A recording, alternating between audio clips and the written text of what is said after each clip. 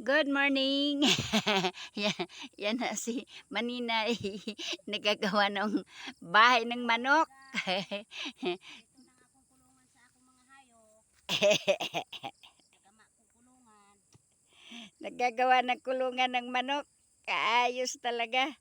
Ang sipag. Yan, naggagawa siya ng kulungan ng manok. Hello guys. Ito yung pamumuhay ni Sister Macrin. Ang bahay niya nandoon sa may sapa guys. Kaya sabi ko sa kanya, lipat na siya dito. O, para hindi na siya iano doon. Kasi yung apo niya, muntikan na iano ng baha guys. Dahil sa lakas ng baha. Kaya guys, ang sabi ko sa kanya, dito na siya. Dito na siya manirahan. Binigyan ko siya ng lote dito para dito na siya manirahan. Kasi guys, ang hirap ng kalagayan doon. Talagang ang bahay niya doon, dinadaanan ng baha. Kaya guys, ito ngayon yung bagong pamumuhay niya ngayon. Yan. Siya lang may gawa nito guys. Yan.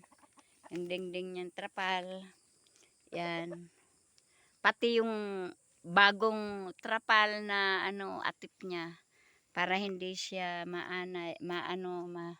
matuluan. Ito yung bahay niya, loob ng bahay niya yan. Yan.